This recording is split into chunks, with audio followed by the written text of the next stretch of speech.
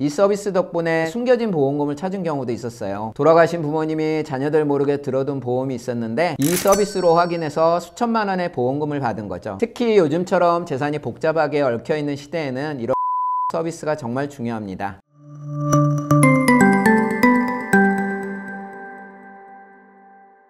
안녕하세요. 함께하면 마음이 편안한 변호사 최경섭 변호사입니다. 지난번에 상속 절차에 대해서 말씀드렸었는데요. 이어서 상속인들이 꼭 알아야 할 안심상속 원스톱 서비스에 대해 자세히 알아보도록 하겠습니다. 제가 변호사로 일하면서 안타까운 사례들을 많이 봤는데요. 갑작스럽게 가족이 돌아가시고 나서 재산이나 부채 내역을 전혀 몰라서 나중에 큰 피해를 보시는 분들이 많았어요. 특히 기억나는 한 사례를 보면 돌아가신 부모님의 재산 파악을 제때 못해서 상속 포기 시기를 놓치고 결국 수억 원의 빚을 떠안게 된 경우도 있었습니다. 자, 그래서 오늘은 이런 문제들을 예방할 수 있는 안심상속 원스톱 서비스에 대해 자세히 설명드려 보겠습니다.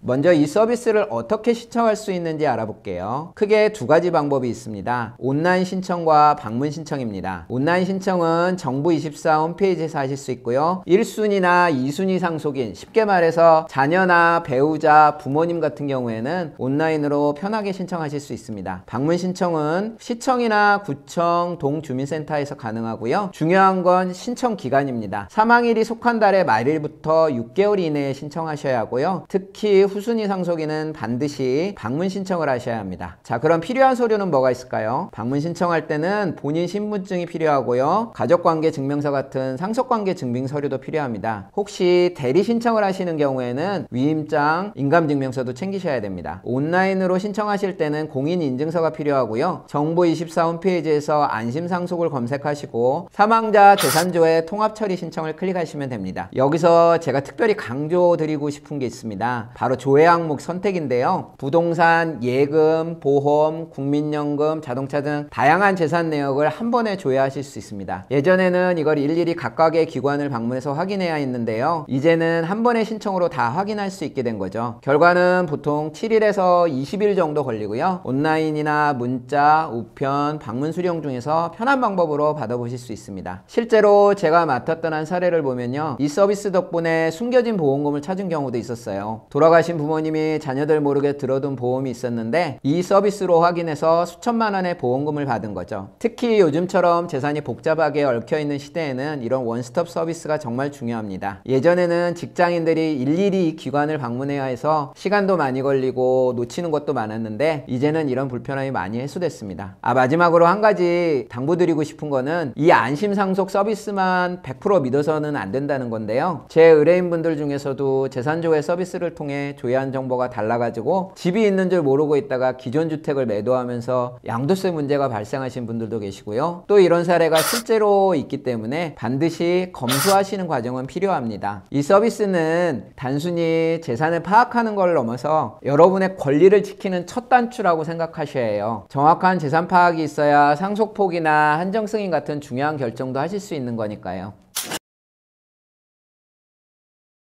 자, 이번 영상은 여기까지고요. 상속과 관련해서 궁금하신 점 있으시다면 언제든 댓글이나 상담 전화로 문의해 주시면 됩니다. 다음에 더 유익한 법률 정보로 찾아뵙도록 하겠습니다. 감사합니다.